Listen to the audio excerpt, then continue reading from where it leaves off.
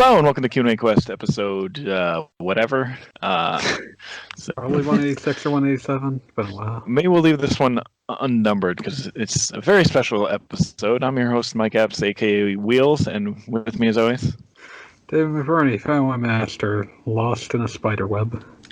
And your man in Japan, Michael Baker, Gaijin Monogatari. Hi, everyone, and welcome to the 28th episode of Slime Time, an official Dragon Quest Dragon's Den podcast. This is Plattym3. And this is Liamland. Thank you guys for joining us tonight. Slime Time and Q&A Quest crossover event here. Yeah, they said it couldn't be done. Yes. And now I am regretting not making up a parody of Howdy Doody Time theme song to go with this. There's still time. Yeah. Yeah. I will preface this with the fact that I may have to actually leave early, but I swear it's a good excuse. I was actually able to, I'm in Japan right now, and I was actually able to get a reservation for the newly reopened Luigi's Bar in Akihabara. So I'm going to be going later today. Well, I actually have a lesson to teach in 1 hour and 10, or I have to leave in 1 hour and 10 minutes. I've got an hour and a half before the lesson starts. That is also a good excuse. Yes. I like the first time we've ever had two job. people in Japan on this show, by the way. I'm going to say we bumped up the percentage. You're usually at 33%. Now you're at 40%. Look at that. Yay. Let's get this started. Yeah. What have we all been playing? I'm kind of embarrassed to say, to be honest.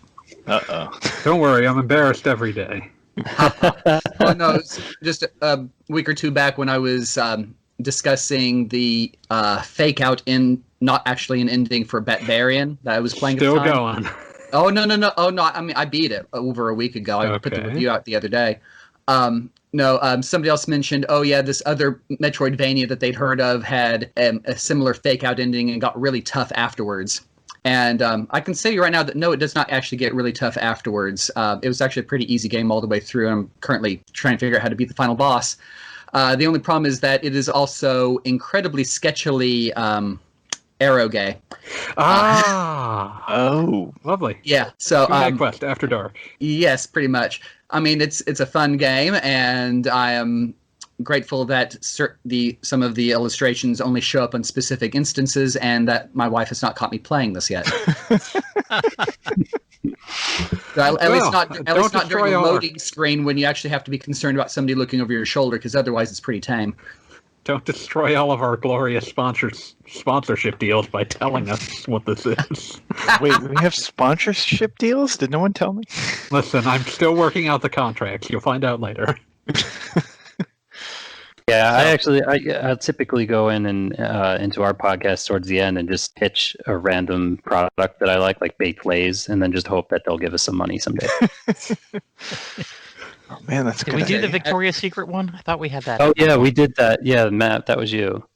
Yep. I thought you'd be different stomping for the Abunai Mizuki. So I'm currently playing through Dragon Warrior 4 with my 3-year-old. So we played through the first 3 games earlier this year, and I started the game with Ragnar's chapter right before we got on the plane with him, and now I'm teaching him capitalism as Talun the arms merchant in chapter 3. Which version are you playing, out of curiosity? That sounds like the NES version. Yeah, that's the original NES version. Nice. I wanted him to experience it kind of as I have, and just kind of see the progression of how things slowly get better. So we'll play the Super Famicom Dragon Quest V next. Nice. So you've played through all 4 of them this year, haven't you? Yep. Yeah, it's.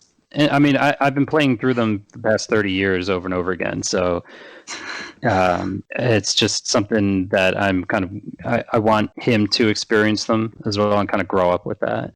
So that's another thing we've actually been doing lately, because I was walking through a grocery store the other day, and I'm keenly aware of when I see a slime. My subconscious picks up a slime. There's a slime.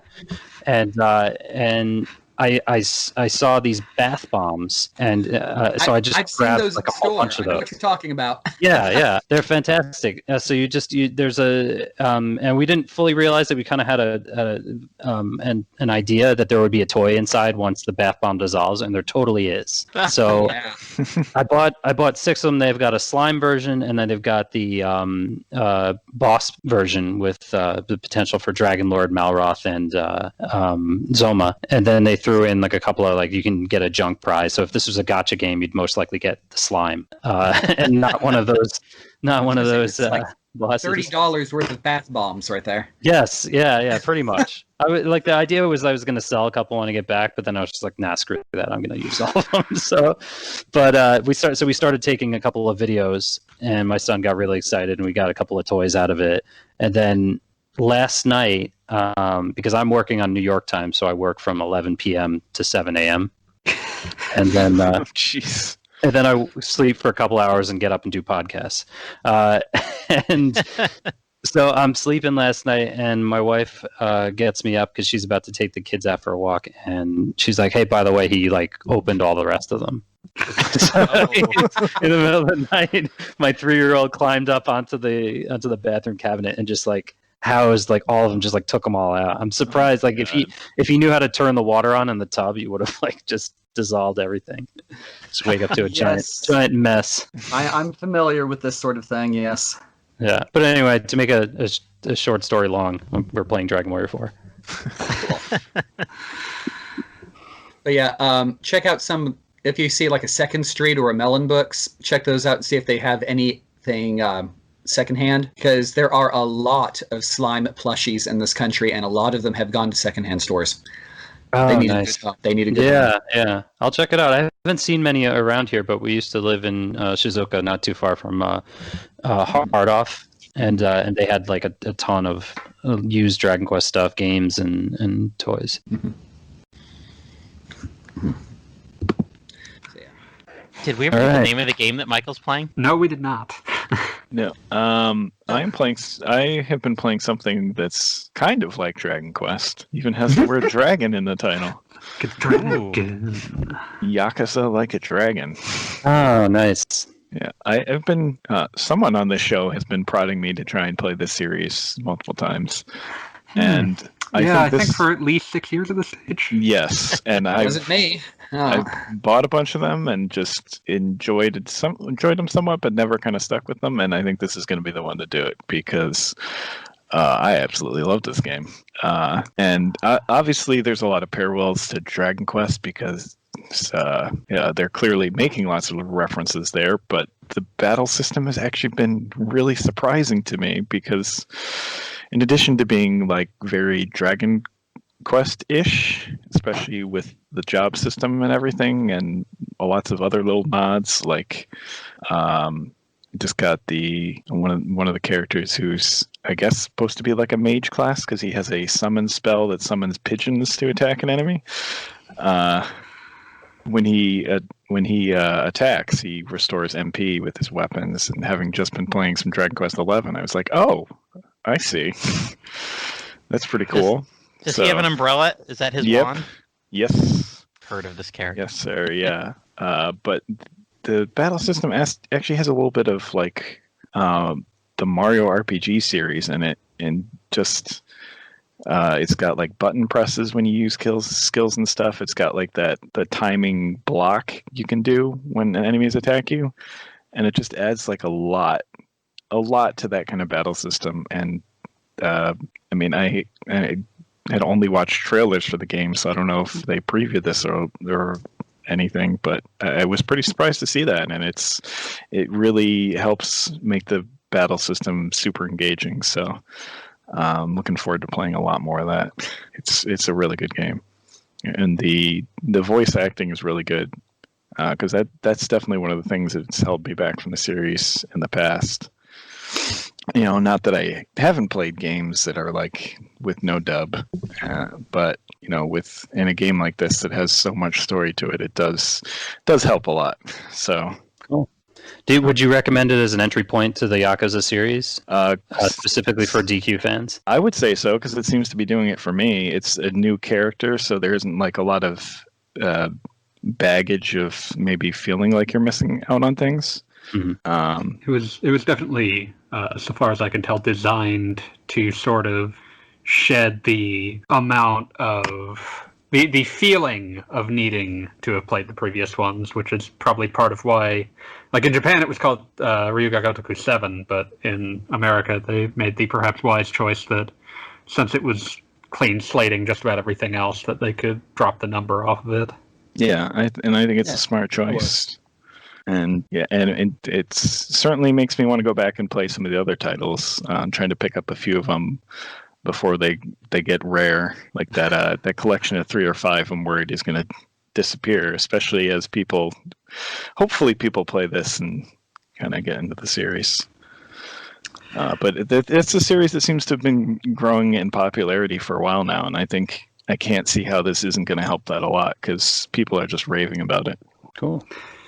It does my heart good. So I have a question, because I've thought I've seen this a couple places, that they kind of explain away the change in the battle system from just being a brawler to this, because the hero, he feels that he's a Dragon Quest hero, so when he starts getting in fights, it all just seems like a turn-based Dragon Quest game to him. That's what life turns into. Yes, he talks about that like very early on in the game. It's pretty funny. He has access to a hero class.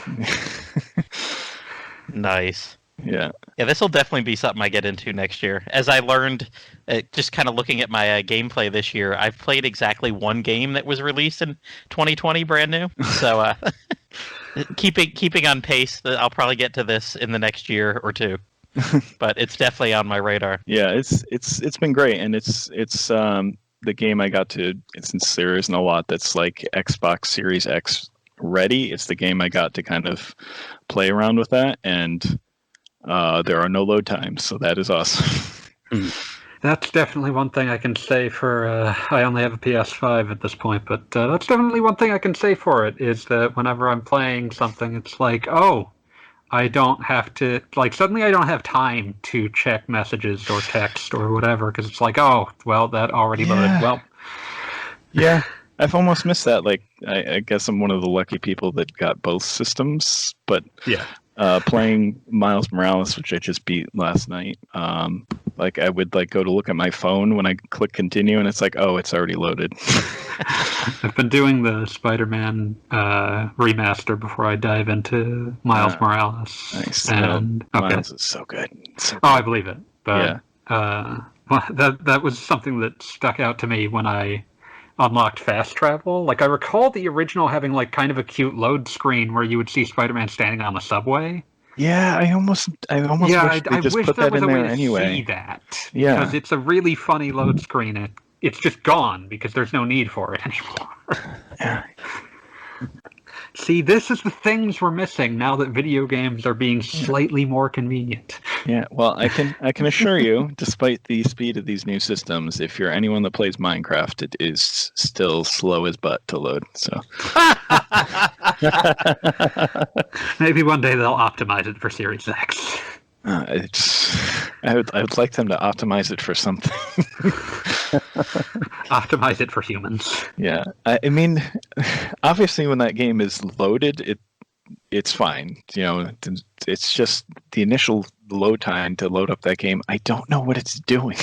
I wish someone could explain to me. I think it's preloading every little square. Yeah, my stupid theory, which probably isn't true, is that they're still running Java code and they're running it through some sort of like emulator, because they still like Java is still the primary platform for Minecraft, and they kind of just backport all the changes to all the other platforms. It's in weird. Java, backport to C++, propagate to other platforms. It's weird how many layers they've built onto that thing at this point. They can't afford to. Microsoft's all about that compatibility is king. They can't afford to not. Yeah. So, what about you, Dave? Did you say what you were playing? I said that I was playing the Spider-Man PS that's remaster. Right.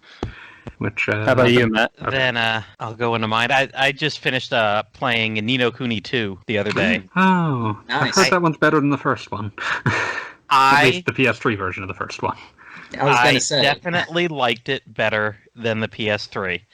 I always found that battle system a hot mess. I cannot describe how much that battle system turned me away from playing it further.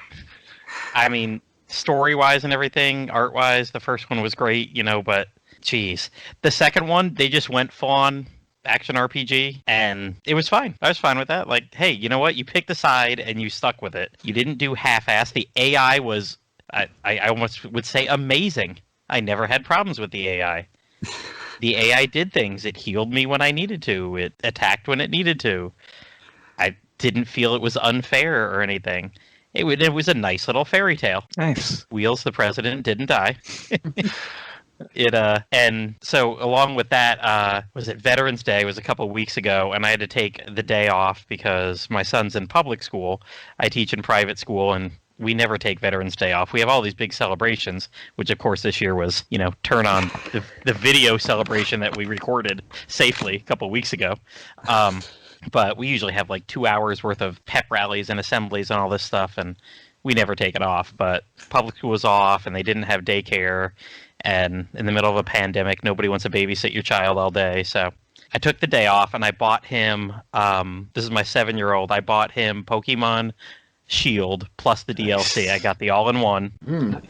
And I let him start playing it that morning. And I was like, after about an hour or two of watching him play and just helping him get started and everything, I was like, I'll have to pop this in my, it's my light switch here at night, and I'll play on mine. I'll play some too. Well, by about 2 in the afternoon, after I'd let him play like 3 or 4 hours and was like, okay, Brady, we got to stop here, dude.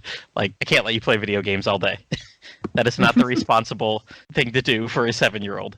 It's not? No. That's always the dream, though. It's the dream. It is. I mean, you got a day off of school on a Wednesday in the random middle of the week. Why the hell not?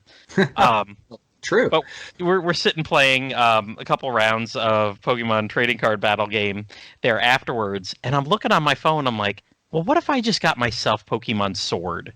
I always resell stuff anyway, so I'll just get a used copy. I'll play alongside him. I can trade him a couple exclusives, and that'll be our main game. He probably won't want to do the post game much. He's not that into it, so then I'll just play his copy later. So I'm looking. Like, used copies are like $42 on eBay. And then I kind of switch over to Amazon, brand new Pokemon Sword, $40. And hey, if you order in the next 10 minutes, it'll be there today. So What? Yep.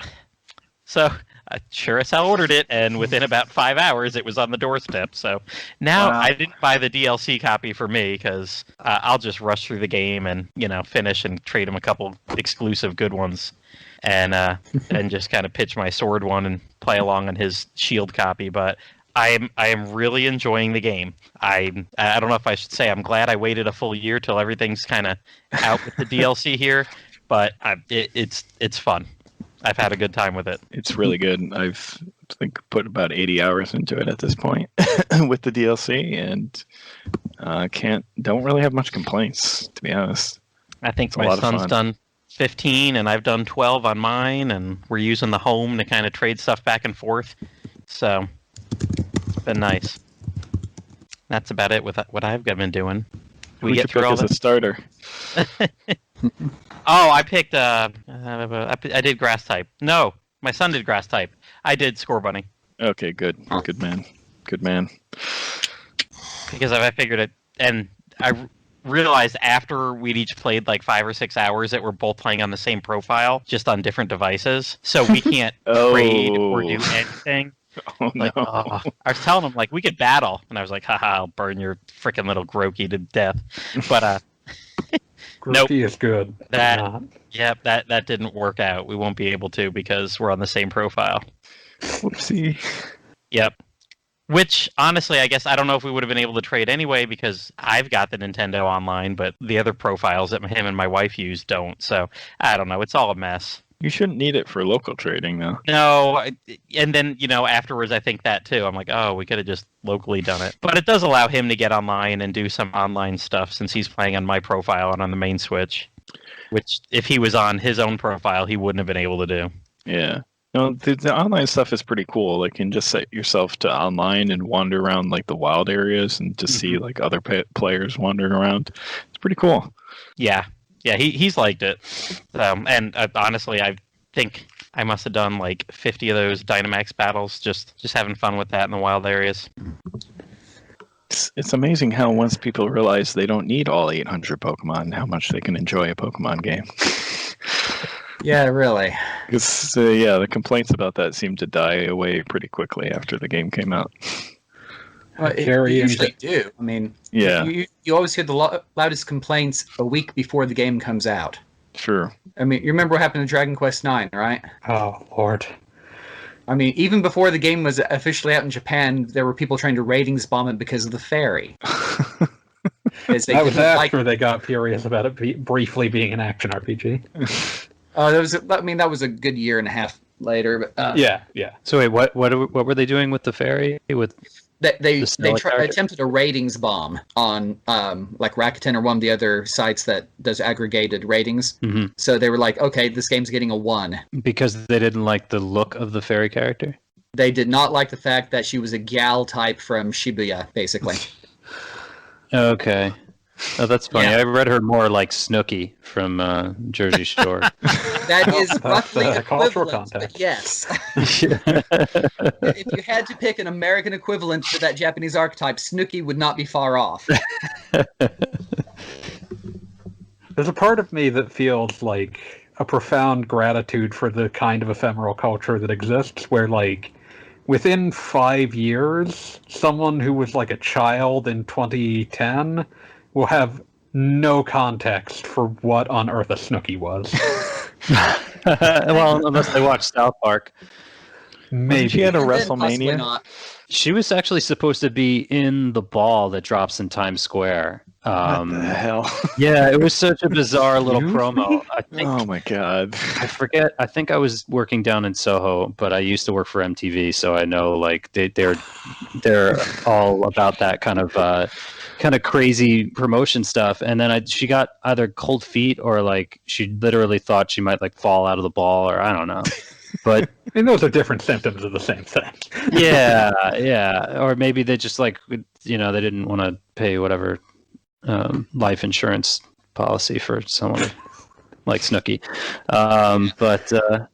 So then that was off, and it was funny because they just did this huge like promotional. It's like a big deal when they have a celebrity do something crazy like that in Times Square, and that was going to be an interesting one. Just seeing her drop with the ball. Oh god! Quite possibly onto the pavement. And how many years ago was Snooki even relevant? I feel old now. I want to say 2010-ish. Yeah, I don't remember. Late early 10s feels like the right time. Yeah, that seems to be about right. Around Dragon Quest IX's release, sometime around there in the US. Yeah. Well, that's something I'm never going to get out of my head, and I'm going to try desperately. I just going to title this episode Snooki Time or something? Snooki in the New Year's Ball, or Snooki with wings in Dragon Quest IX? Not worth it, no. No, we're going to... Pull in a whole different demographic. Let's face swap Stella with Snooki after this. Hello and welcome to Jersey Shore time. Yes. Never actually seen it, and I'm glad for this stuff. Yeah, I actually have not either, which is Nor weird. have I. That makes all of us, I guess. Wait, Mr. Baker. What? Yes. Celebrate everyone. Jersey Shore? I was going to say, how long have I not lived in the United States? Okay, well, we'll take the I'm default betting on answer at least then. 15 years. What, that wasn't popular here? No. I mean, somehow Desperate Housewives was semi-popular over here for a while, but that was about the farthest they got into that line of American culture. I feel like it would be hard to just, like, on some level, to just do dubs of what are essentially reality shows, or even subtitling them, really. Well, I wish we could get more Japanese game shows in the U.S. I want to see more of our pop stars trying to blow cockroaches into each other's mouths. No, And- the really weird ones like that haven't really existed for over a decade or 3. Oh, So- really? They're a That's just- popular one. Though if you want some real fun, check out Ultraman Dash sometime. I'll have to go look at that. So it's this basically a marathon thing that happens every New Year where they have different sports challenges and various other really random stuff. One of the things they do regularly is they have these contests to see if you can figure out which of the 4 items is actually chocolate. Oh, no. yeah, I've seen that one. Yeah. The guy, and like, slices one time, the I kid you not, but the item that was chocolate was actually, it looked like a small bucket of red paint with a paintbrush Huh. with liquid raspberry syrup in it as paint. Yeah. The general rule of thumb is pick the item that looks most like it's going to hurt you if you actually try to bite into it. And it's probably chocolate. That's fair. That makes sense. And then they'll get random like Olympic level athletes from Japan to participate in ridiculous contests or just challenges. It's really, really, really, really funny. It's probably my favorite part of New Year's Eve over here. You still got to be over there at New Year's Eve, Liam? Yeah, we'll be in Nishigaki. We're actually leaving on Monday. So we're here actually for our 2-week quarantine, and our 2-week quarantine's up. So we're planning on heading to the beach for a couple of months while my son is in school there, and probably just in time because they just closed the schools in New York. So Yeah. we moved out of there just in time. Yeah. Oh, we still live in hell. Yeah. Yep. I'm taking the subway to get to Luita's bar later, and it's like I'm nervous. I've got like my face shield and my I'm gonna be wearing 2 masks and possibly an astronaut outfit. If you aren't going out in a diving bell, why are you really taking this seriously? Yeah. But yeah, there were like 14 people total on the flight over here, so we weren't too scared. But like my wife and I we were both in like face shields and masks and everything, and then the kids were in nothing. So this is pretty. Yeah, children don't often wear the masks over here. Kind of weird, especially smaller children. But the adults, everybody over like 4th grade is definitely wearing a mask. Yeah. And 3-year-olds usually don't, but infants definitely don't. Yeah, Fair. yeah. Everyone else is just expected to mask up to help protect them better. Yep. Yeah. But if I'm going to get it, it's going to be from the kids. It's just that's the thing. That tends to be the way of it. Yeah.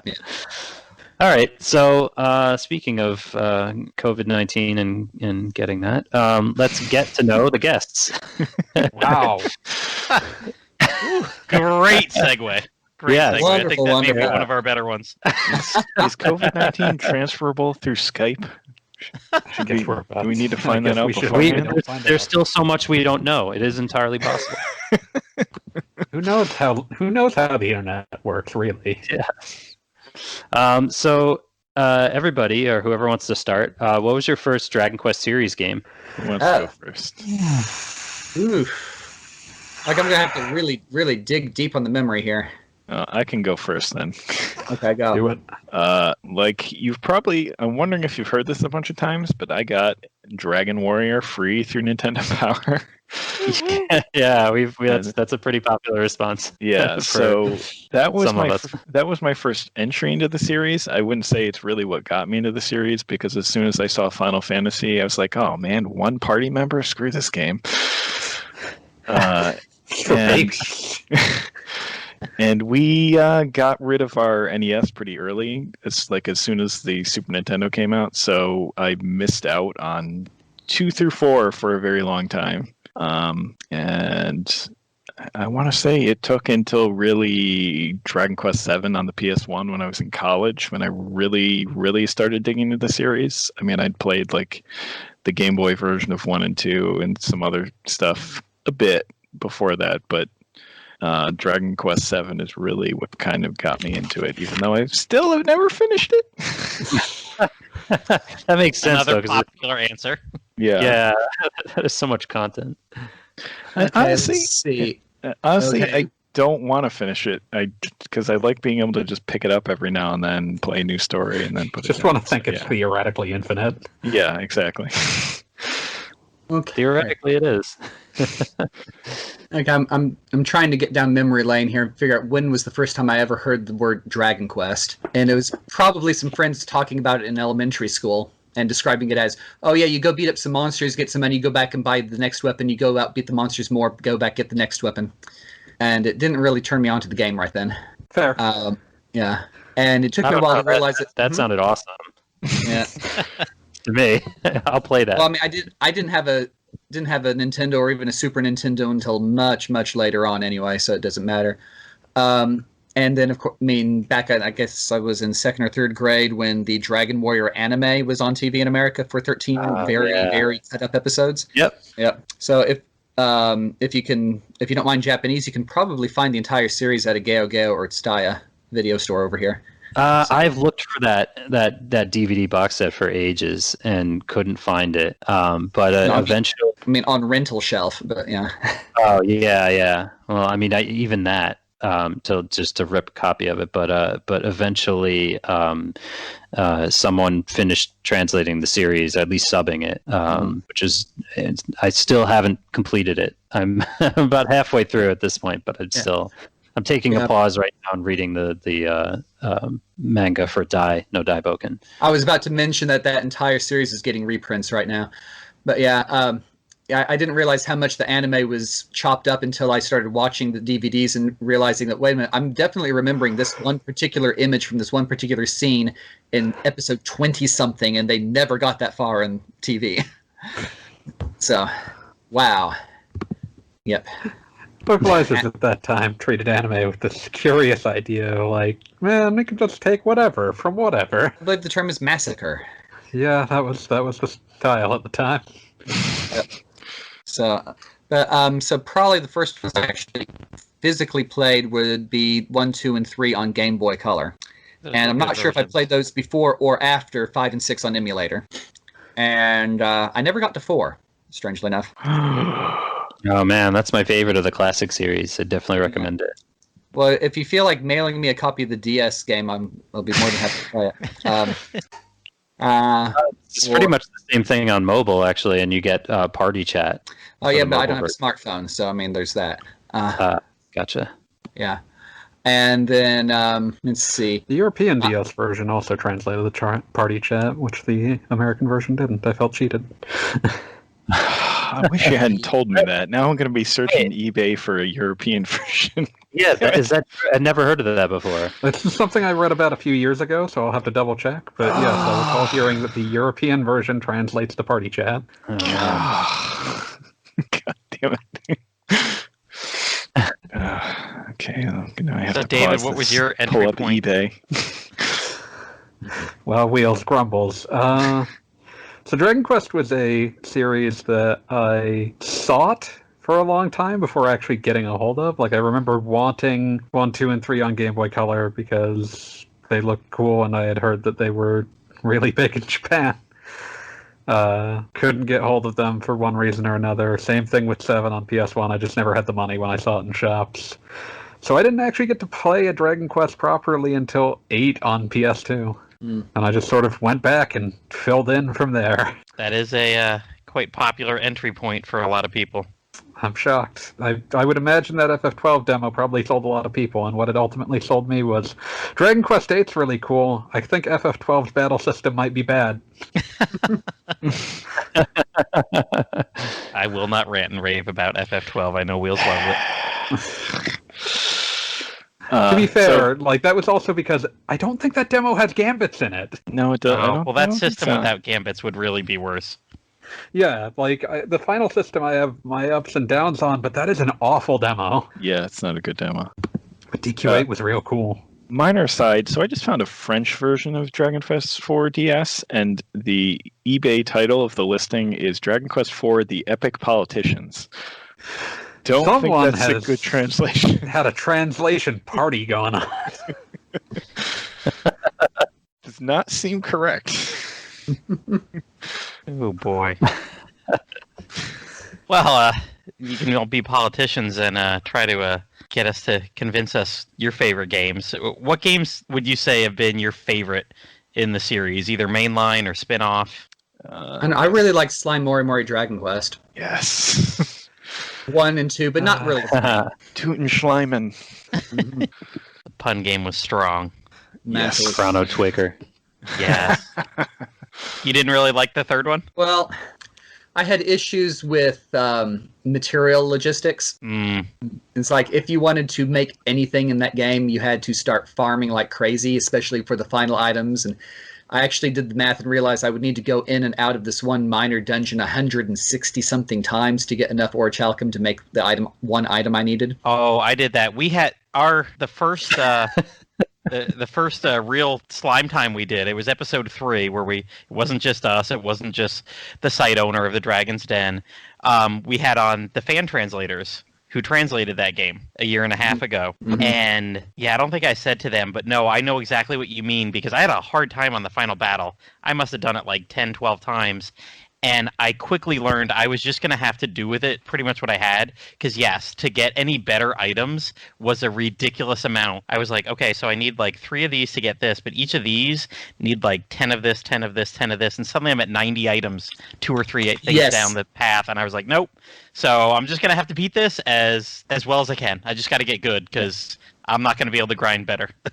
Yeah. Because, I mean, all of the ship battles in that game just drop you either money or blueprint parts. They don't actually drop you usable items. Correct. Not the way the tanks did in the second game. So yeah, it was. Plus, honestly, I really missed all of the letters from the slimes that you were supposed to be rescuing. Yeah. So I mean, because they didn't do that in the third game, and they didn't really do the rescues for that matter. So it just didn't feel right. And I was kind of wishing that they'd made each of the foreign countries a different type of Dragon Quest monster and not just have them slimes across the planet. You know, would have been fun. Yeah. There's always hope for Slime Mori Mori 4. Well, that's probably not going to happen, but... Yeah. If only. Dave, you want to go next or you want me to go next? Whichever you prefer, man. You go ahead. I tend to gravitate towards the more strongly character-focused ones, so 5, 8, and 11 are probably my favorites. I don't know. 5 is probably the one when push came to shove, but 11 makes a very strong case. I agree. I've gotten over my nostalgia at this point. Here we are, 2+ years since release, and I can definitely say 11's my favorite at this point. It's so good. I really need to play that one sometime. Grab that Switch version. It's incredible. Mm-hmm. Well, as usual, it's just a question of money, time, and children. Yeah. Yep. I will never stop being amused that they, instead of backporting the Switch version's additions into the other versions, they just ported the Switch version over wholesale. What a strange choice. Well, at least it's on Game Pass. Yeah, it's on everything now, and it's definitely the version I would recommend playing because I think the new content is really good. Oh, my kids play the Xbox. I'm going to try and just leave that game running at some point and see if they can I trick play it. Can I trick you into playing something instead of you trying to get me to play Roblox? I still don't know what playing Roblox would entail. You don't want to know. It's true, but that doesn't mean that I do. You put it on top of the other, and you put another one on top of that, and another one on top of that. No. See, that would actually be good. No. Roblox house.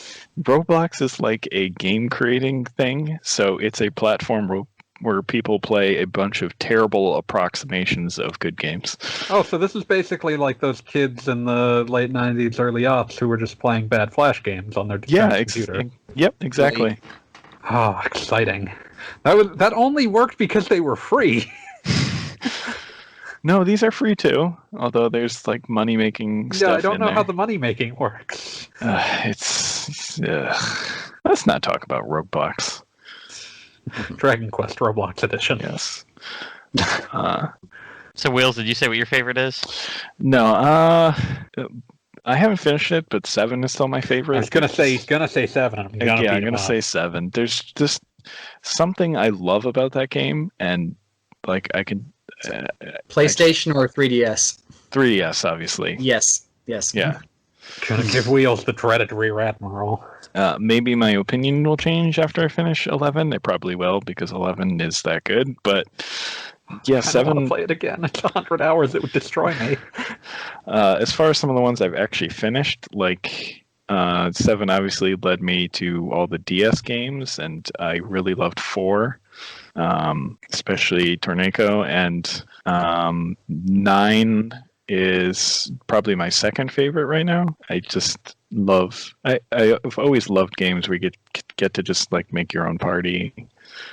So to get to do that in like a cool modern Dragon Quest game was like tops for me, and I'm still holding out hope that game will get a remaster at some point. I mean, it really is a question of when, because it's a Dragon Quest game, so it's gonna get re-released. But imagining like that game and like the Dragon Quest 11 engine on Switch, it would be so good. But I mean, other than that, as far as some like the side games, I love all the roguelikes, because I love roguelikes. I'm still bummed we never got the Young Yangus one.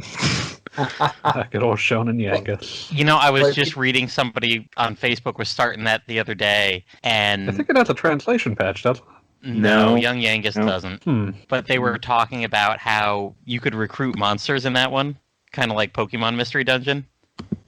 And that was, they're like, we've only played it for about 3 hours, but that's our favorite part already so far. Oh, God. I'll root every slime. Well, again, Reels, if you ever want a copy, I'm sure I can find one for pretty cheap. Yeah, yes, I will tell you now. If you can find a copy, please grab me a copy. Yeah, I got mine at Super Potato. Oh yeah, nice. And I, speaking of monster collecting, I am a fan of the Joker games specifically, not so much the non-Joker Dragon Quest monster games. Well, I stopped playing after Caravan Heart, so I can't tell you anything there, but I did make massive use of the Dragon Quest Monsters Wikipedia for resources for a tabletop game once. Nice. Yeah. There's a part of me that still kind of gets thrown by the fact that we got Joker 2 after Joker 2 Professional came out in Japan. Yeah, it's weird. They were very hesitant on localizing that game in any capacity, and it was weird that they made the choices that they did when they did. And then that was the end of that. Yeah. Well, I mean, I saw like clearance copies. Wasn't there a 3DS Joker game announced at some stage? Did that came happen? out. Yeah. Okay. I mean, there was Joker I've got a 3. copy of that. Okay, yeah. And that's had a fan translation. We had that guy on our show last December. He actually did the 3DS remake of the first game. Oh yeah. Terry's Wonderland. Terry's Wonderland. Yeah. Very boring. And then he did Joker 3, and he's working on the remake of Dragon Quest Monsters 2, which was my personal favorite back from the Game Boy Color days. Is that one a lot different than the first one? It is, because you're going into like 7 main continents, worlds, whatever that you go to. But at the same time, there's a key mechanic where you can get random keys, and there's literally infinite worlds that you can go into. Okay, that sounds pretty cool. And like the name on the key, you get like the gold demon key or the gold fairy key, and like the word fairy determines that there'll be maybe slime and demon monsters there, and gold will set like the rarity, like there'll be a lot of rank C and whatever. I remember I got a key one time random, and it was probably like key number 50 that I came across that just went to a world filled with the boss monsters, and that was awesome. Ooh, wow. Okay. You couldn't recruit there, but I mean literally all I'd have to do is breed some guys together, go fight one battle there, and everybody was like level 30. Go back, breed again. It helped for the breeding tree. I had 2 Game Boys at that point, and I would breed across game cables because you wouldn't lose your monsters that way, or you would both end up with a monster, and especially when it got to the higher level ones, and you would have to get like, you know, all these A and S rank monsters together to breed one of the higher ones. It was like, well, I'll just breed these across the link cable and just keep getting multiple monsters and then trade them back. So It was fun. I have no idea what the 3DS does. There's another effort going on right now, because when we talked to Z6N4, the guy who had translated Joker 3 and Terry's Wonderland, he had worked on it and got it almost done, but he couldn't find a little trigger somewhere in the code to allow him to expand text boxes. Ooh. Because English language takes a lot more characters than Japanese, and he couldn't find that trigger. So there's a group right now, and they've even just the other day released their version 0.4. They're like, you know what? We understand that's a limitation, so we're just going to translate every menu item, every key item, every monster name, whatever, and just at least put out a patch that way. So I look forward to one way or the other playing that game next year, maybe. But all right, we'll get on to a couple of questions for you guys to debate, since this is Q&A quest as well. I actually, Fireminer, if you're out there listening, I tried to hit you up on Discord like 2 weeks ago and never got a reply back. Which may be a good thing, because your fault. We didn't need 80 Dragon Quest related questions here. Harsh. I would be so impressed if you could actually come up with that number, but wow. But I guess he's not been on Discord in a bit, so I'm sure he'll return and give you guys a lot more questions. But so I wrote some questions. Liam and I came up with some questions here for you all tonight, since you have such a broad knowledge of all RPG-ness and the history. And so Dragon Quest, it's been called the first console RPG. Do you think that's accurate? Well, it'd be really hard put to find one earlier than that, and it'd be really splitting hairs on a lot of it. I know the Wizardry games probably came to Japan before that, because that's part of what inspired Hori to make an RPG. But wouldn't most of those were have probably been like PC-88 systems? ports or something? Yeah. So, I mean, quite obviously, Hori had something to inspire him to make it, because he's on the record as saying he wanted to make an RPG even when he was making an adventure game before Dragon Quest happened. Oh, Portopia. So, yeah, but if it's not the first homegrown Japanese RPG on a console, then it is the only one really worth mentioning. You get into the question of well, are we counting things like Hydlide or? Yeah, I mean most of the other competition would be much more solidly in the action adventure category. Yeah, you get into things like Sorcerian. Yeah. So things that you could kind of put into the RPG umbrella just because of... They had leveling and stats were important, but they were not... Yeah. We would call them action RPGs. Yeah. Okay. Yeah, and they would not have actually described themselves as RPGs at that point, is part of it. But they definitely made their contribution, but I don't think any of them would have been... or I don't think the entire genre would have existed as it does without Dragon Quest. That's definitely fair. Yeah. So what RPG trends has Dragon Quest launched? Let's see. The entire turn-based window format. The window format is clearly just sort of being pulled from the sort of Portopia menu system and just recontextualized as an RPG system. Yeah. Let's see. Was that one of the first RPGs with the silent protagonist, or did that start somewhere else? I mean, prior to that, you would have configurable protagonists who were by default silent. That's how you would be in Wizardry and such. Yeah. Yeah. I mean, most of the games that period didn't have enough space to have a lot of story. You could say that this was the beginning of the idea of a predefined protagonist who was silent anyway. Yeah.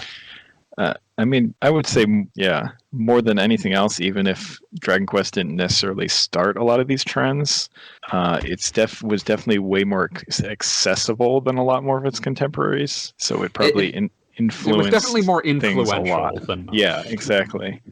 It embodied a lot of things that we have come to associate with RPGs, and it did it really well at the start. Yeah. Because you go look at competition in early Japanese RPGs, and you get hellish video games like Miracle Warriors. Mm-hmm. Don't play Miracle Warriors. Don't play Wizardry clones. Can't believe you would say that of all the people. Don't play early Wizardry clones.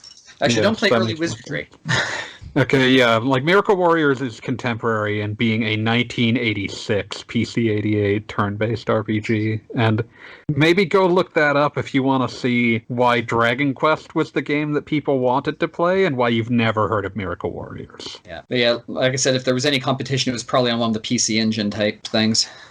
Which A lot of Japanese PC games, definitely. And those had a much more limited audience to begin with because they weren't as aggressively marketed as Nintendo did with the NES. I mean, Dragon Quest also was being marketed as like, a Shonen Jump man did the art for this. We can partner with Shonen Jump. Oh, and there is that, yes. I mean, having Toriyama on the art really did not hurt anything at all. So what other games has Dragon Quest inspired? Final Fantasy. Final Fantasy, Phantasy Star. Metal Do the Max. fans know that? Metal Max, yeah. Yeah, I mean, like, it becomes like a question of how many layers is it removed from being inspired by Dragon Quest? Because a lot of things were inspired by things that were inspired by Dragon Quest. Yeah. So, yeah, you can just it just really goes deep, and about the only thing deeper than Dragon Quest in the strata of JRPG history is probably just Dungeons and Dragons itself.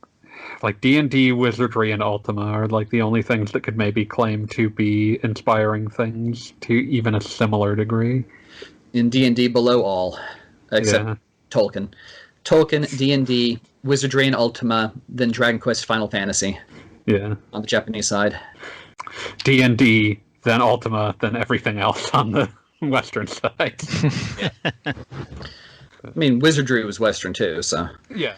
It's a very similar tree until the big split. Yeah. It sounds like you guys are talking about 7 Degrees of Kevin Bacon and Dragon Quest in terms of games. Oh, But, definitely.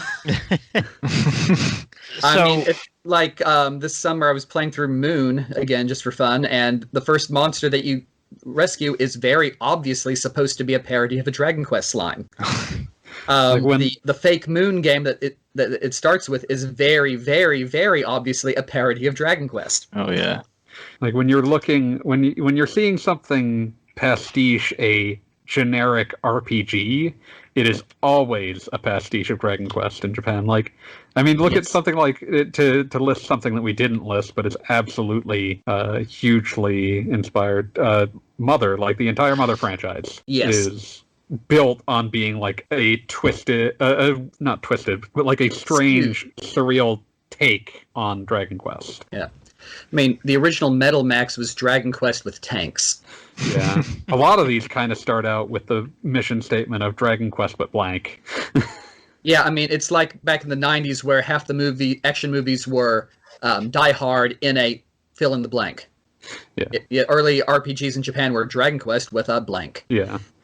Like those few that are less obvious about their inspirations, like Final Fantasy, are the ones that kind of took center stage as alternatives to it. Yeah, I mean, you can tell Final Fantasy's main inspiration was Dungeons and Dragons because they stole the entire monster manual and used it as big scary. Listen, we don't got the manga man drawing our monsters. We're going to have to steal from someone else's art. Yes. Yeah. Got to come from somewhere. Yeah. But hey yeah, guys, I mean, for that matter, current and recent manga series that make fun of RPG style conventions are like 50-50 split between Wizardry parodies and Dragon Quest parodies, if not both. You were saying? So, I actually have to get going soon to head to Luida's bar, but I did want to say thank you guys so much for talking with us today. I'd like. Thank you. Matt's got a bunch of other questions to keep going.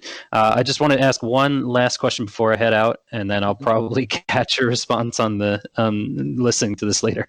But Japanese video game music composer Minami Matsume composed the Dragon Quest soundtrack for Dragon Quest Swords. Anything in her past or present that make her perhaps a good replacement once Koichi Sugiyama, how do we put this nicely, kicks the bucket? Or just goes away. From this mortal coil and provides someone experience.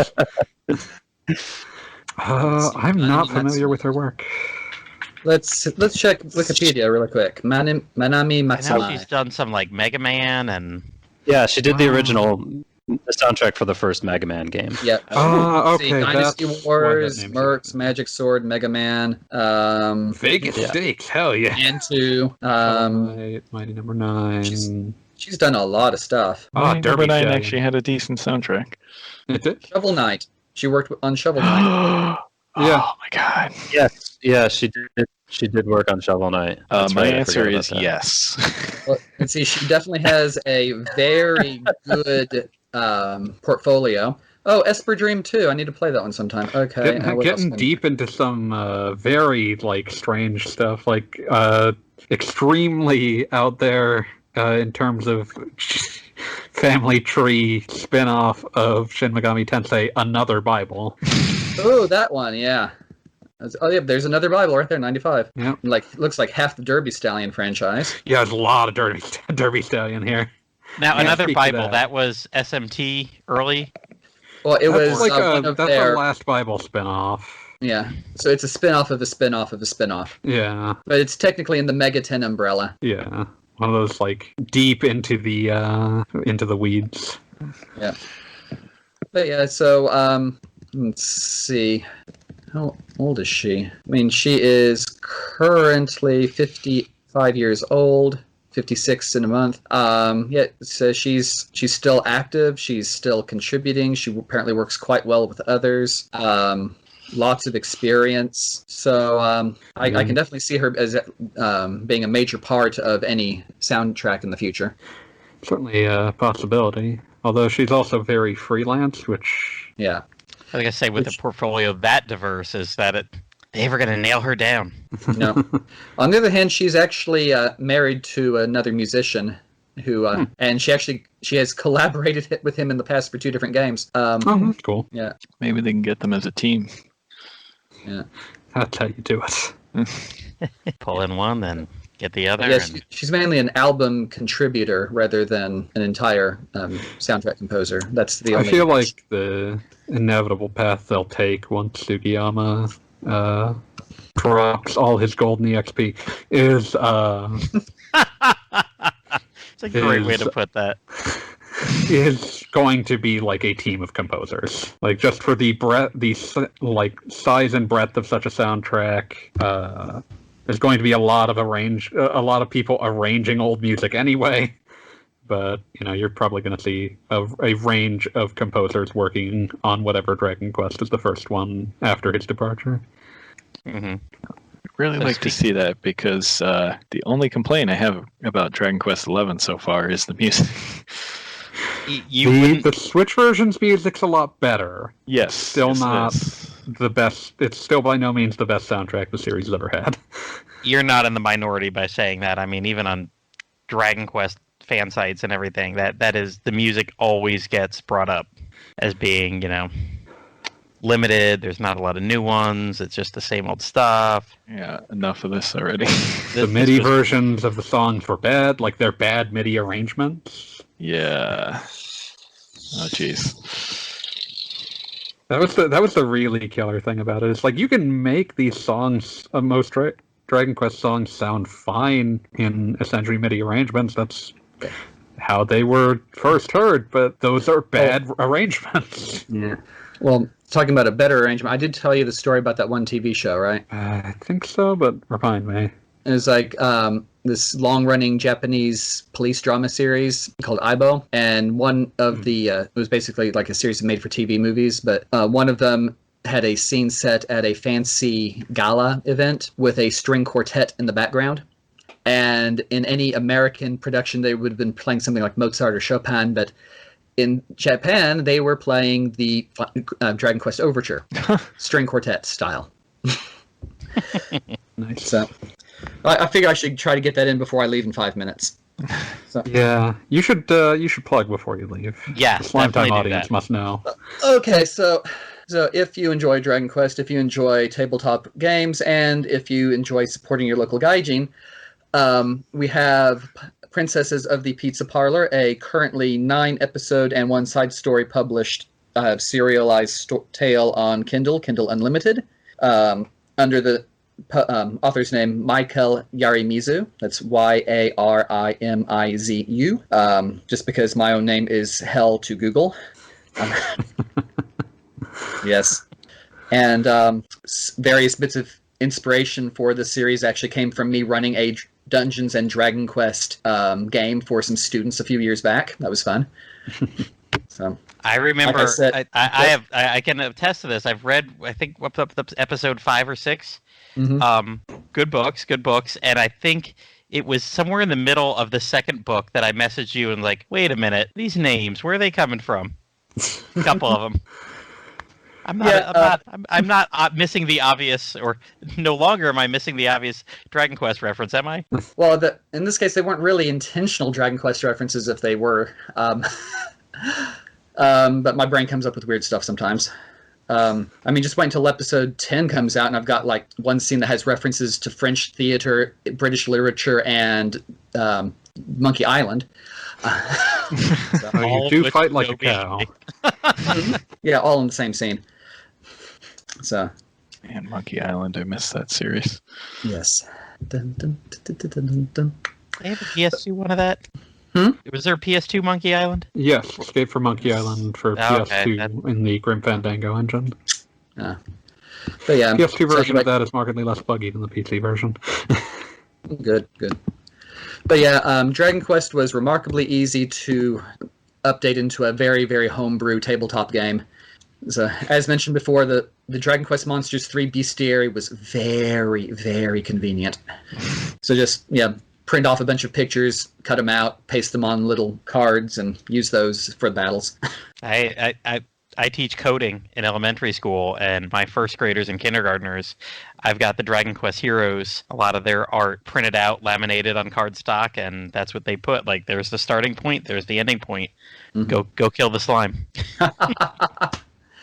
Oh, you need to introduce them to Wonder Slime's fan game sometime. Well, I just hope that like one day when they're 9, 10, 11 years old and they see Hero in Smash or something like that, and they're like, wait a minute, my teacher used to have us playing with this kind of stuff. My teacher was a nerd!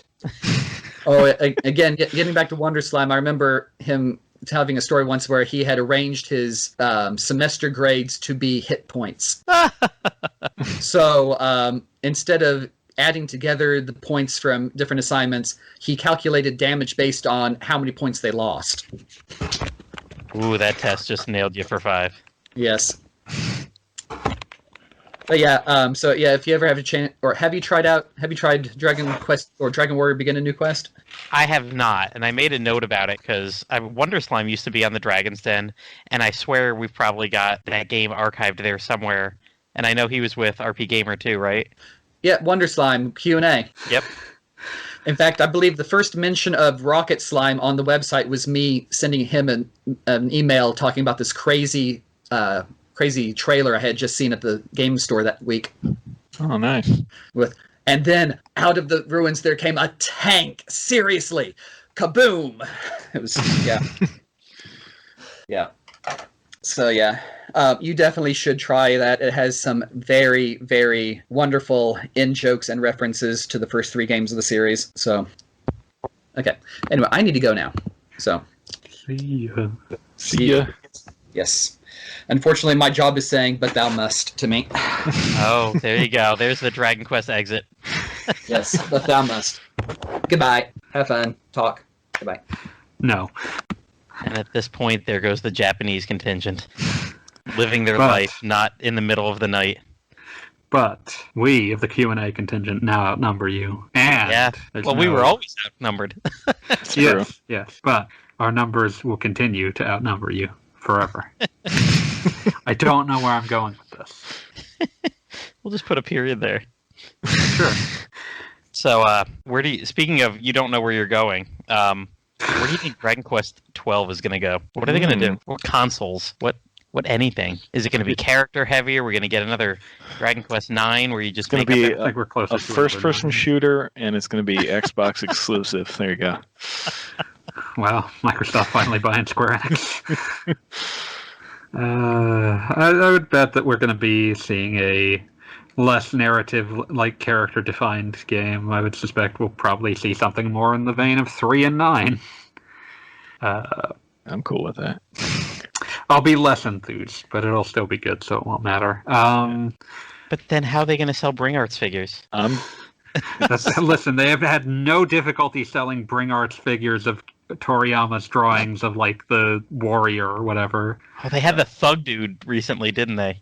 Yeah, probably. Yep. So Like, it is not hard to sell, like, just have Toriyama draw a default look for the character, and guess what? People are going to like that version and consider that to be the version. Because you'll be able to make it look like that in-game, and you won't have the Warrior of Light problem. So are we assuming at this point 12 will probably be Switch exclusive? Not exclusive. Not exclusive. Well, at least on the Switch. It will be on Switch, I would suspect. It will likely be on everything. Yeah, probably makes Because sense. that's the nice thing about being on Switch at this stage. If it works on Switch, it's going to work on everything else. That's a good point. So do you think it'll be on Switch day one? Yeah, I would think so. It's the Switch is... given how Japan's doing. Yeah, it seems to be all-consuming that market now. Sony seems to have seeded the PS5 in that market. I sincerely doubt that it's going to change that situation, so I would suspect that it will be a Switch game that gets ported to things. Yeah. I would be just fine with that. Same. I would like to continue to play big RPGs on my Switch where I have time to finish them. Oh, Yeah, yes. Already wishing there was a Switch port of Yakuza Like a Dragon. I understand why there isn't, but I'm right there with you. Yeah. But you know what? I would have pre-ordered that. I didn't because I don't get a lot of console time. As a matter of fact, dragging out Ni no Kuni 2 about a month ago.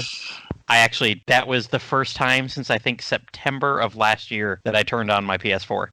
Fair. The amount of updates I had to go through that night to play.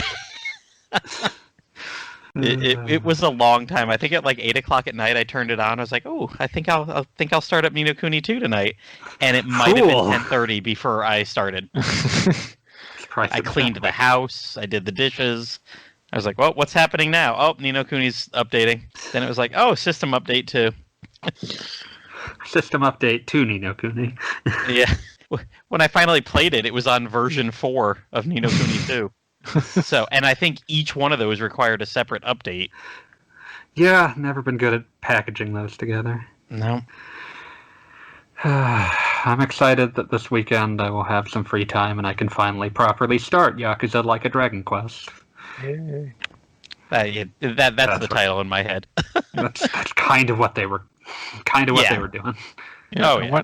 I wanted to stream that while we were recording this, but for some reason, beyond my understanding, and I've been very complimentary of Microsoft to this point. For some reason, their Xbox app on Windows no longer supports remote playing to the new systems. Give it time.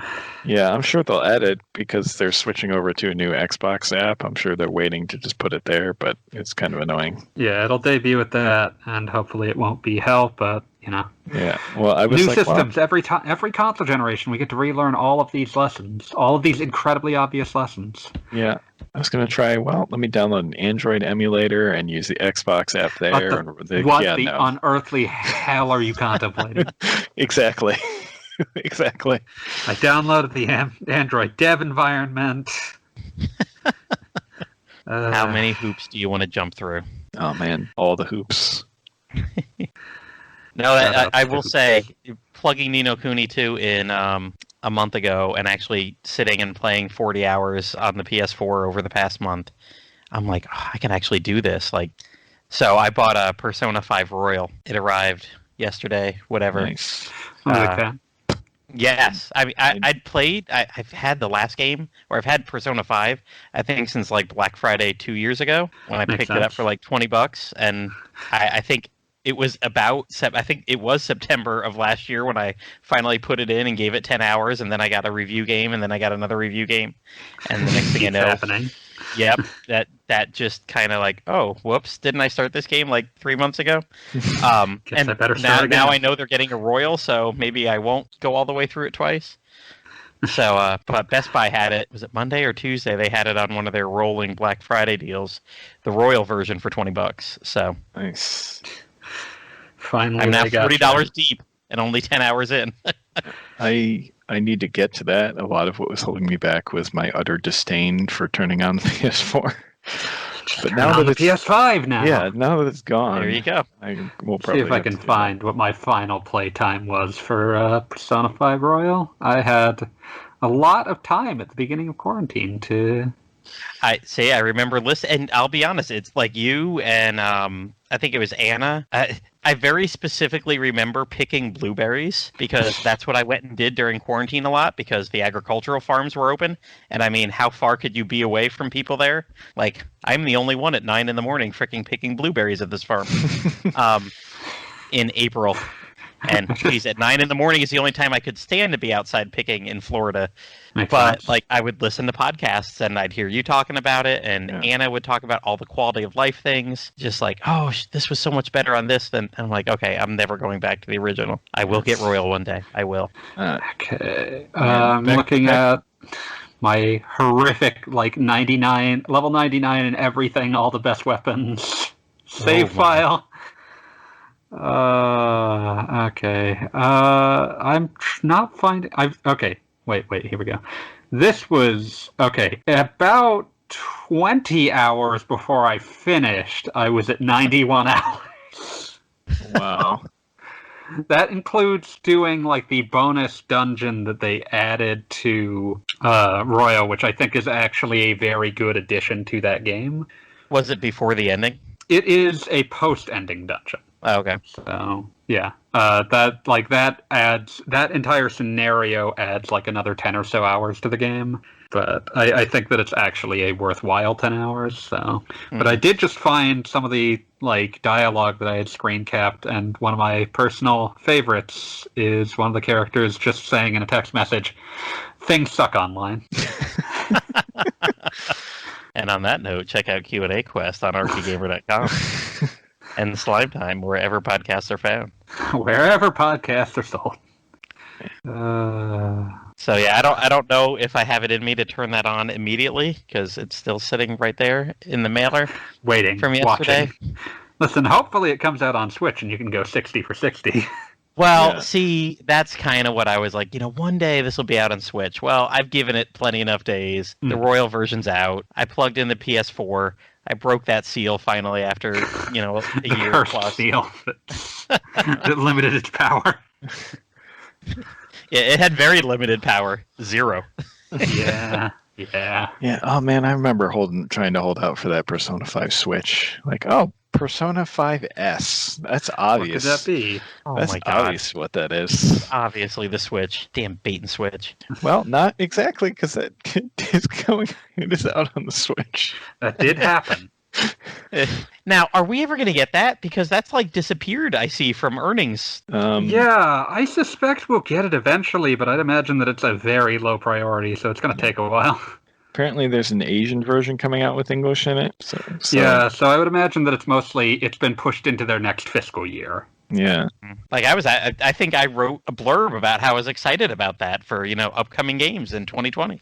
I mean, I'm excited for Back it. when Still. we were all happy in January about 2020. Think of what might happen this year. What could go wrong? Well, one thing went right this year. Yes, it did. Yes, it did. Yakuza went right this year. Yes. Yes. Oh, 2 things went right this year. I don't remember a second. So I did come to the realization this week that the only original release I've played this year has been Nexomon Extinction. Oh, jeez. You're killing me. Listen. I played the Rune Factory 4 port, update. That was good. I actually really loved Tokyo Mirage Sessions, but I played that on Switch, so that's new this year, but it's not a new game. But have you played Hades? You know what? That is bookmarked. I almost bought it when it was that first week. It was like $20. I'm like, I was just getting ready to do like Ni no Kuni or something, because that was about a month ago. It had a little price drop, and whatever, $20-25, that's no big deal. But I do want to get Hades. Listening to you and seeing the gameplay, I'm like, this would be something that, like, that might be a game that I'll have on my Switch when I'm playing Persona 5 on the PS4. Like, I need to have a game on each console, and that seems to be, I don't need to read mountains of dialogue. But it has them. Yeah, I hear it, but that's the kind of I can just go beat things up kind of thing. In regards to, I need to go work on a job and talk to people and build my social links. And I guess, since we're talking about PS4 games, this game doesn't need stumping for, but I'm gonna tell you, that FF7 remake, pretty good. Yeah, it's that game rules. How far are you in that, Wheels? I beat it. Oh, Yeah. You did? Yes. I actually managed to browbeat Wheels into finishing it. I mean, it was that, but also, people had talked about yes, I liked it. People had talked about how different the ending was, so I wanted to see it. I wanted to see it before I randomly saw a tweet explaining it or something. Because I've already seen people randomly talking about Cold Steel 4. Those people are the weirdest among us by virtue of the fact that, one, they profoundly care about the Cold Steel franchise, but two, they also speak in a manner as though even Trails fans have time to already be caught up on it, which is just a ridiculous assumption. Yeah, let me tell you, I've done the intro. I've done the intro 2 hours of Cold Steel 2. It's such a long series of games. You have to set aside time for them, and it's just I love them. I don't have time yet. Yeah. One day, soon.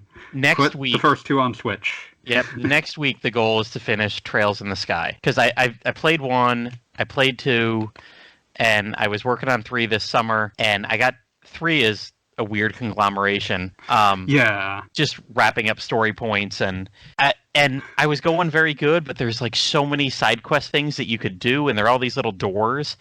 The only problem is it doesn't tell you if you've opened that door and done that side quest. I can't find that anywhere. They really should just have put a little marker on it. It's you've been here. The fact that I've set it aside for a month and then come back, good. And I go in and I was like, well, surely I haven't done this door. And I go in, I'm like, oh crap, I have, and I know I'm in for 10 minutes of dialogue that I can't really do much about.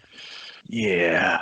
So honestly, I don't need to know every little side quest bit. So it's time. I think I'm 3 hours away. I could just bull rush the end. My guys are high enough level.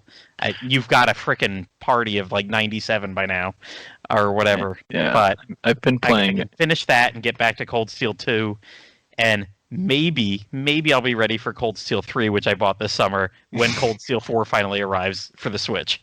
I just buy everything because I collect Falcom stuff, but yeah, I'm still on Cold Steel 1, and I've given up trying to dig into all the lore and stuff, because I just like the main story, and I don't want too much more than that. Yeah, because it's a really good main story. Yeah. I played after I did Trails in the Sky 2 or 3 years ago. I jumped straight to Cold Steel 1, and those two don't interact very much. I hear it's Cold Steel 3 where you really got to have the background knowledge in the PhD and other stuff to quote get the most out of it. And weird Steam technology from a game world that doesn't exist. Exactly. But no, I've got the Crossbell games on my modded Vita, and whatever version of this summer that they were up to with the fan translations. But now I see those things might have. Yeah, a shot speaking of waiting here. And hoping that that something gets translated. Yep. All of us have a lot of experience with that. We're all Dragon Quest fans. We're all everything RPG fans. Ys fans.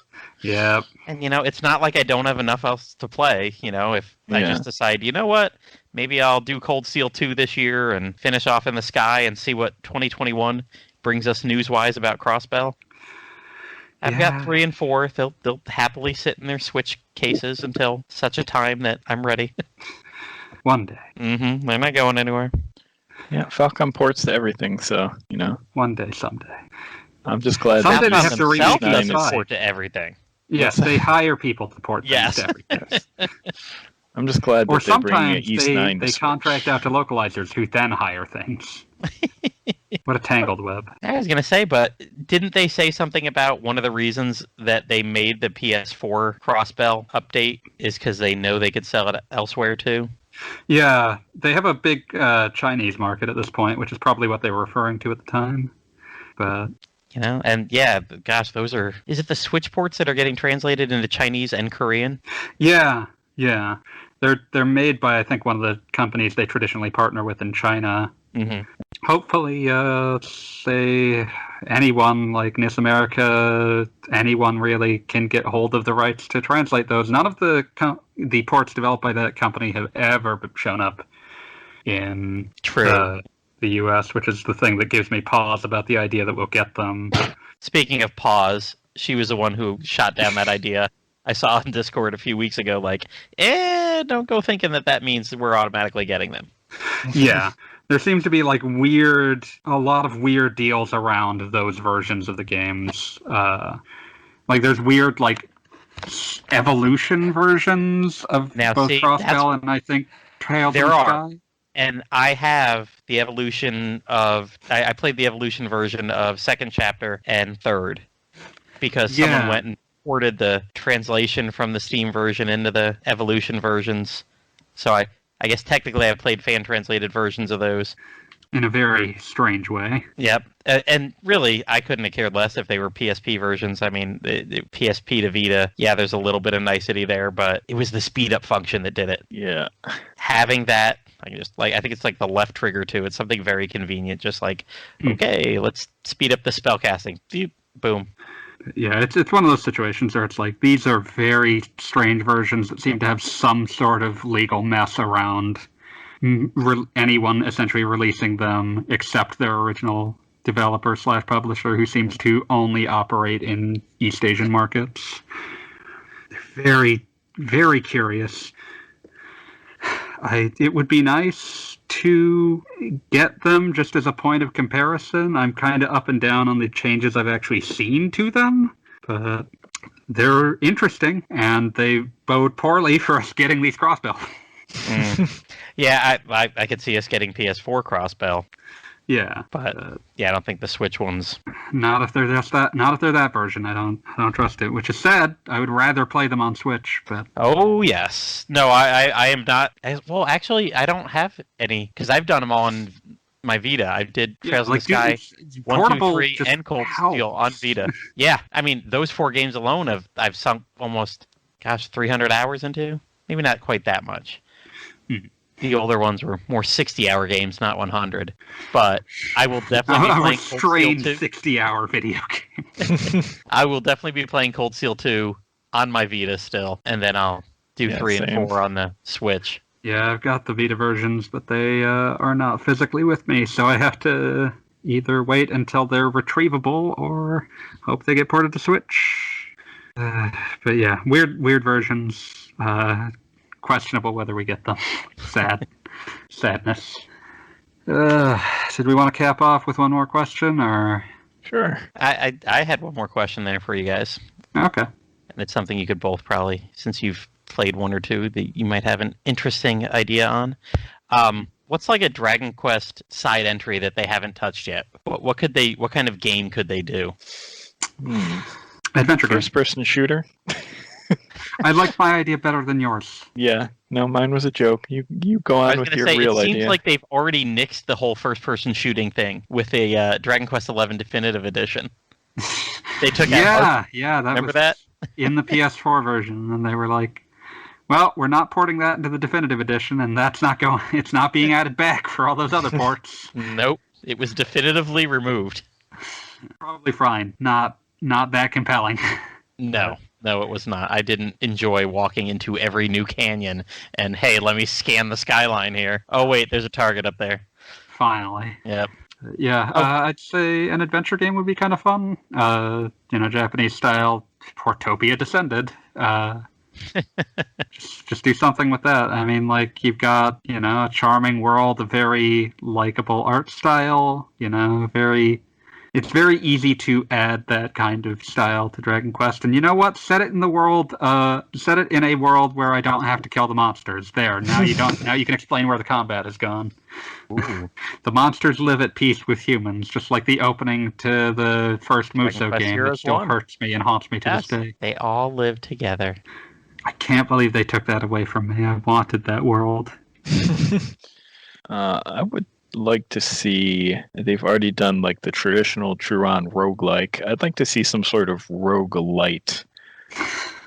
Like maybe where you make a character and go through like a procedurally generated world, and there's certain things you can collect and save when you inevitably die and start in a brand new procedurally generated world. It feels like there's something. I don't really have a concrete idea of what they could do, but I feel like there's probably something there that could be pretty neat. I mean, they're not opposed to procedurally generated. I mean, you got all those Dragon Quest IX. The grottos. Yeah. That was it. And honestly, those grottos were... Heck, Dragon Quest 3DS had that, where you could combine tablets. I don't know if you've done any of that, Wheels.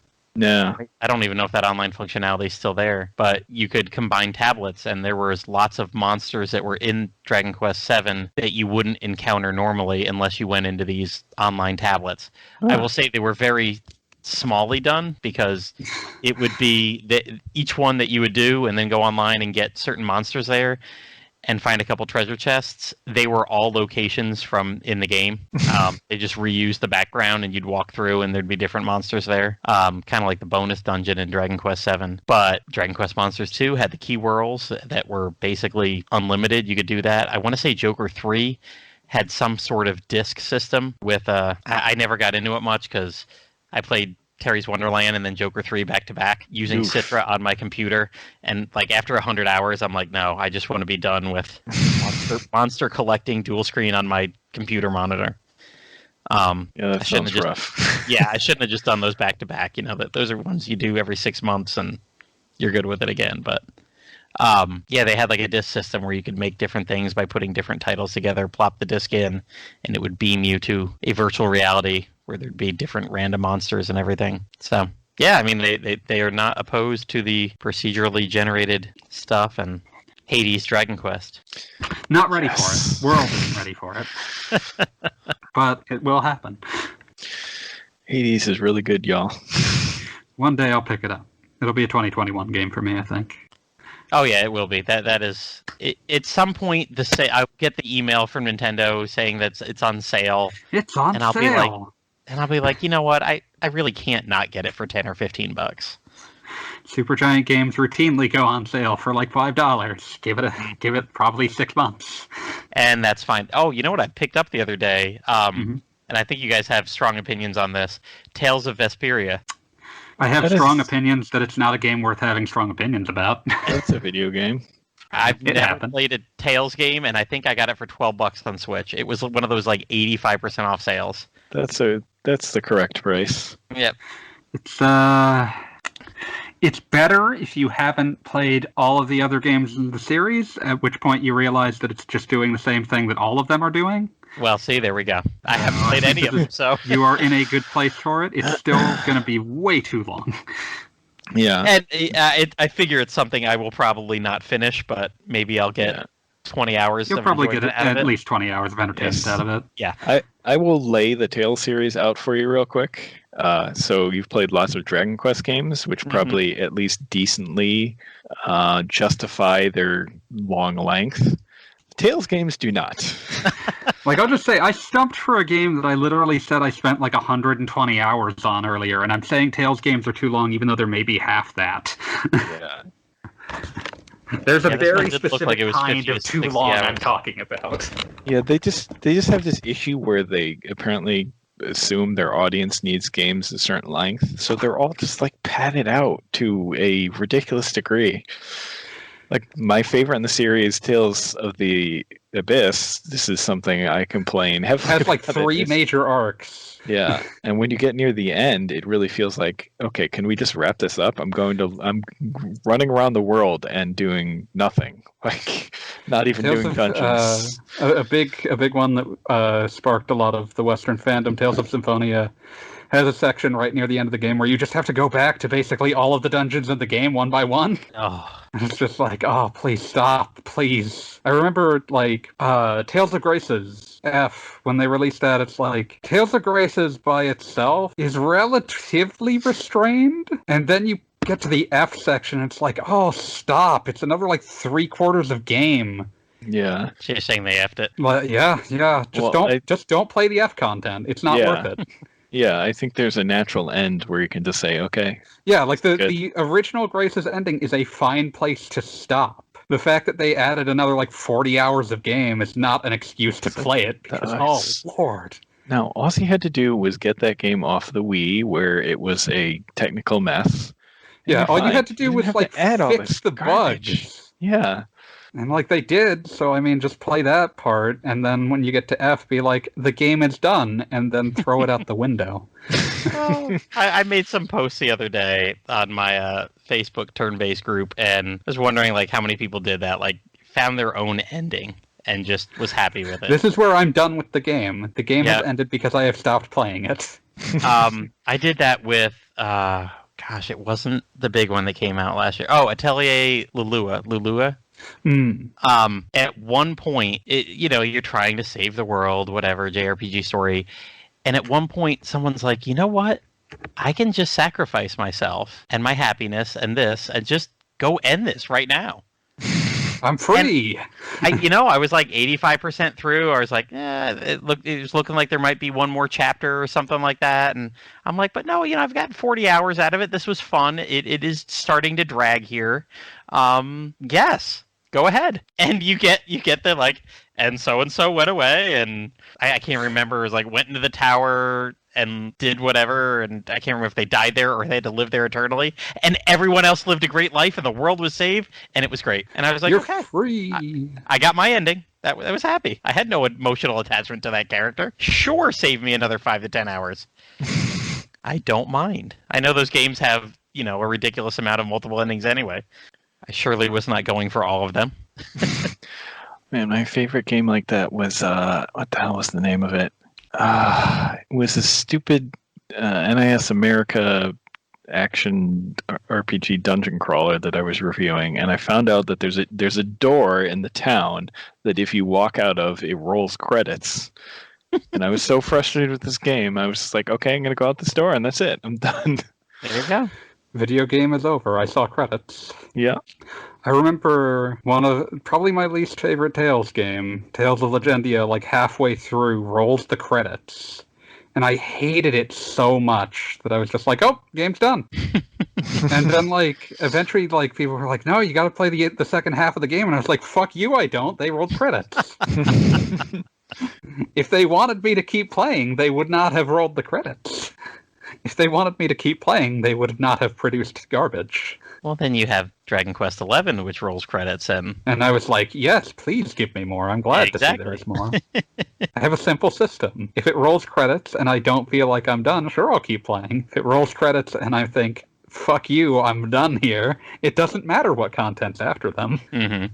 I'll tell you what, I enjoyed Ni no Kuni 2, but it's got a whole... Have you either of you played that? No, because I did not enjoy Ni no Kuni 1 that much. There you go. Fair enough. Only played the intro. Well, I mean, it's got a whole city building thing to it, and you can recruit... Giorama's back. Yes. It really does hit that kind of like Dark Cloud thing. And you can research stuff, and you can... There's... The side quests actually get you... Most side quests, there's like 150 side quests, because level 5, that's what they do. But like 100 of those side quests get you extra people for the town. And whatever. And I got 52 people in my town. And I mean, I pretty easily rolled credits on it, the final boss. And it's fun. I enjoyed it. I like the combat. But it took 40 hours, and I feel no desire to go back and build that city up to the biggest it could be and get all 100 characters. It's fine. They can't make you. No. I mean, during the game, I would... Almost every city, because you mainly go to like 5 main kingdoms and have to solve their problems before solving the world problem. And every time that you would finish off a city, there would be 3, 4, 5 NPCs there, a bunch of side quests, and I would do them. I would probably spend 2 hours after every place doing side quests and getting a bunch of people and going and kill Monster X to get this person an item and whatever. But knowing there's twice as much out there, I'm like, no, I'm okay. This was a fun game, and it was fun for the time I played it, but I do not want to dislike the game by doubling my time with it or anything. It had a good endpoint. Or so you say. It had my endpoint. It reminds me of Breath of Fire 4. I found a really good endpoint for that. When my copy sold on eBay for a handsome amount. I was going to say, was it when you put the cartridge in or shipped the disc off? Yes, exactly. Oh, sorry, Budai. That's okay. I did. We did the only reason I picked up Ni no Kuni 2, and I got it for like $16 the other day or last month. But we did a Slime Time side quest, and we were going to talk Ni no Kunis because we had a couple cast members that were really excited. And the one guy that we've had on plenty of times that's his favorite. The first one is his favorite game ever. So, and my co-host for the side quest, he platinumed Ni no Kuni 2. So I'm like, well, we got one who played 1, one who played 2. Both of them like way more than anybody else has. So I was like, I'll get 2, so at least I can talk about it, and really liked it. And the guy who loved 1, Drippy, if you're out there listening, hey buddy, he just was silent about number 2 because he hated it. He hated it with a vengeance. Oh wow! Because mainly it wasn't 1. He loved 1 so much, 2 just didn't live up to that for him. And at the end, he's like, and he even messaged us this week on Discord. He's like, "Fuck you all! I bought the second one." Again, he goes, "I have he's got a save." He says near the end, and he's like, "You guys made it sound so good. I know it wasn't for me, but maybe I can just at least finish it, and then get rid of the disc." Man, I really wanted to like 1, and I will probably finish it at some point. It's such a nice looking game. It is. And I'll tell you what, I listened to Phil's episode, and Michael was on there really selling people on the DS version. And when that got fan translated almost 2 years ago, I played, I think, about 3/4 of the way through it. And the only reason I didn't go farther is I was playing it on a DS emulator on my phone. And as much, I guess it's a very good testament to the DS version that I got 2/3 of the way through on my phone. Because, oh God, I don't like playing something on my phone like that. Yeah, no thank you. It was fun. And then when I got the review code for the Switch version last year, so I was like, well, now this is going to force me to play it. And my God, did I hate that battle system. I'll be honest, I could have probably written a 4.5 review easily, taking the battle system out, and in my head that dropped it a whole point for me. I gave it a 3.5. Yikes. Because yes, it was beautiful, and it was level 5 at its height, but God damn, that battle system could not pick what it wanted to be. Yeah. And the AI was so bad. So bad. Ni no Kuni is legitimately one of the worst combat systems I've ever played. It's amazing how many tried and tested ideas and experienced developers you can put on something and still fail on that level. Yeah. It stinks we never got the DS version too, because it's such a nice package because you get a physical copy of the spell book. Mm-hmm. Hey, here's our DRM. Yeah. And it's just cool. It's the best DRM ever because it's just so cool. I think I got it on US Amazon for $20 and or some crazy deal like that, and it was just very cool. You're very cool. Thank you. I don't have a further statement. I just wanted something that sounded like an insult but wasn't. Yeah. So yeah, I think we're just about out. Yeah, and for anyone that did not watch the stream at all, Demon Souls remake is still not great. It's very pretty looking. I mean, it's very pretty. And it is smooth. pretty. I'm actually watching you here. I got my phone next to the PC, and I'm seeing you glowing, running around. And dying. I'm not huge on their interpretations of the actual art design, but I'm not exactly wedded to the original art design either. Yeah. But I don't know. It just looks like Demon Souls, and I don't like Demon Souls. So. I mean, I found it to be okay. It's just those big slimes with shields. I They're very slimy looking Okay. fields. It's the starter template for much better games that came after it. Yeah.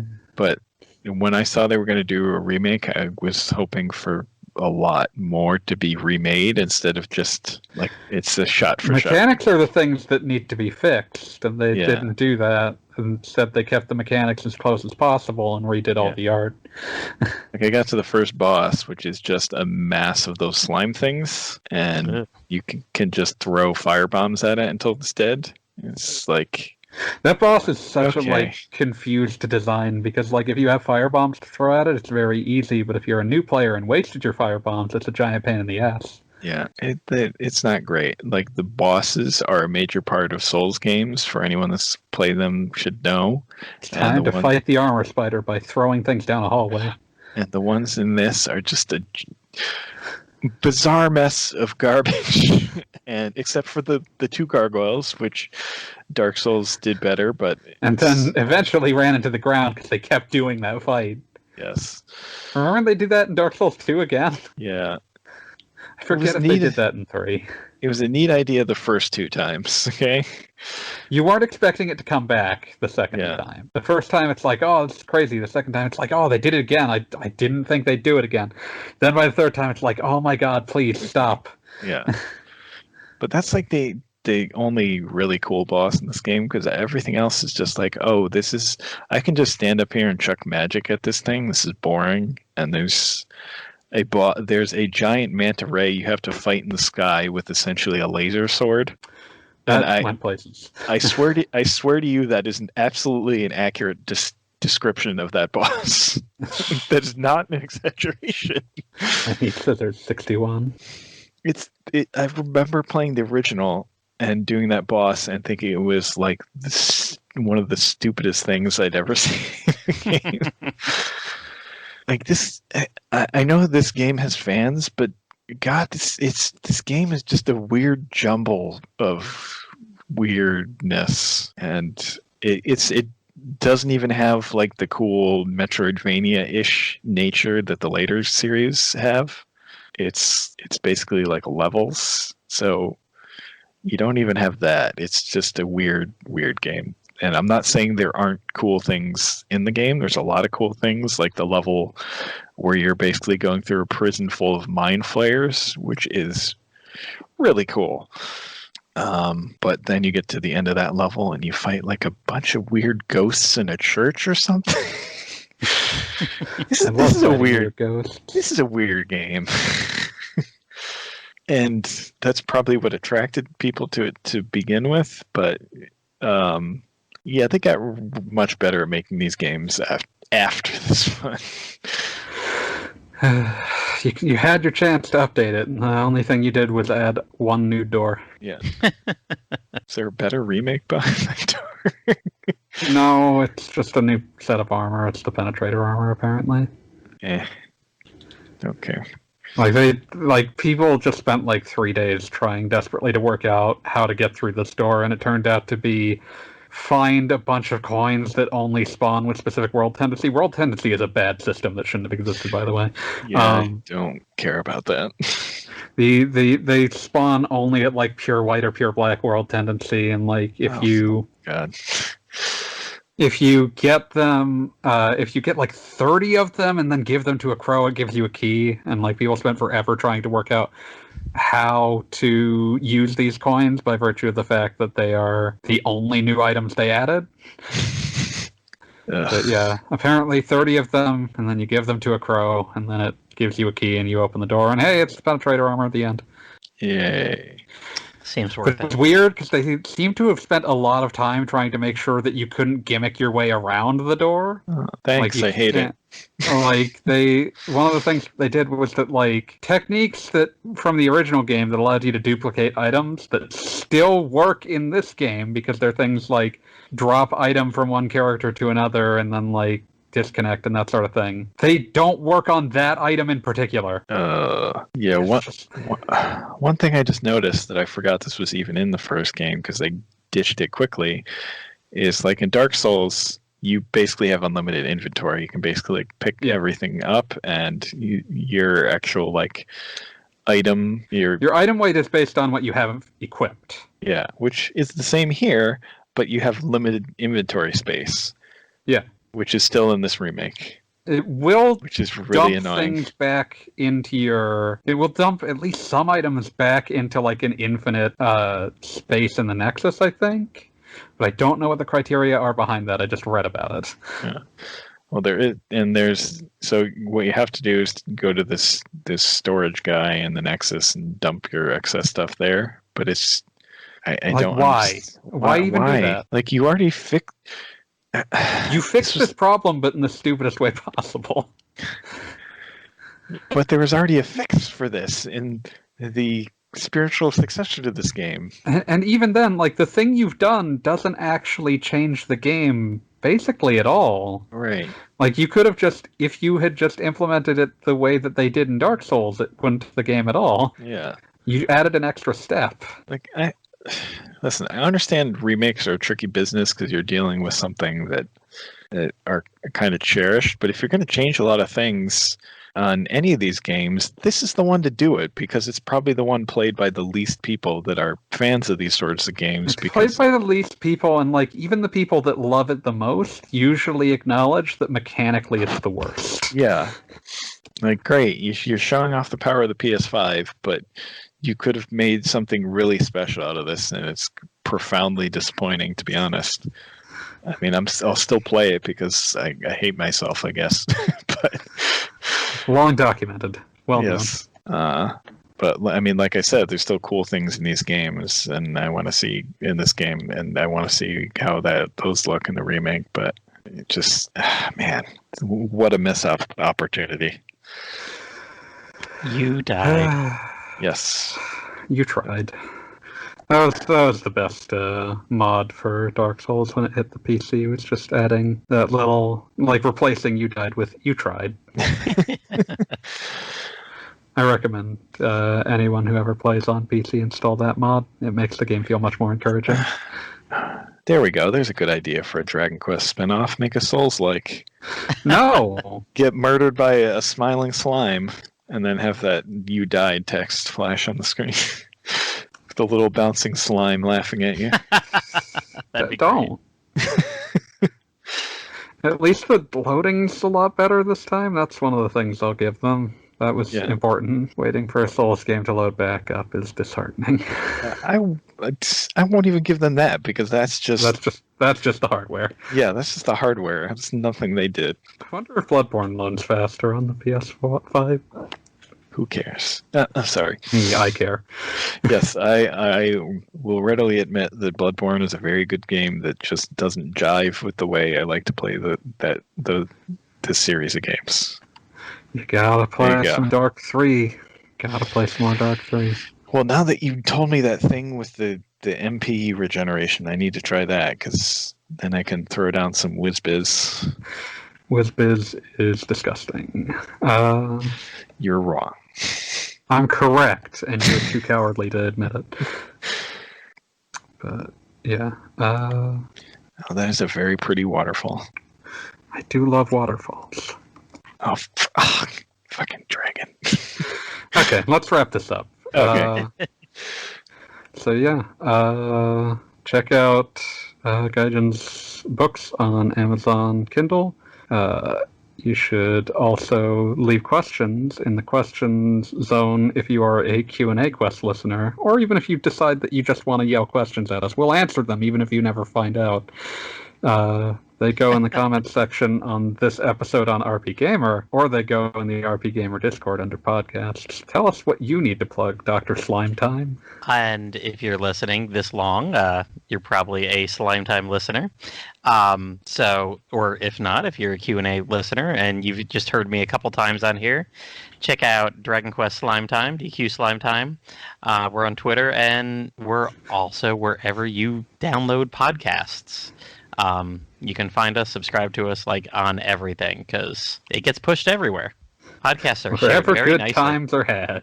Yes. Heck, I use one that I don't think I've ever heard anybody else use. I use one called Podcast Addict. I use that, sir. Oh, do you? Okay. Yes, I even bought the paid version.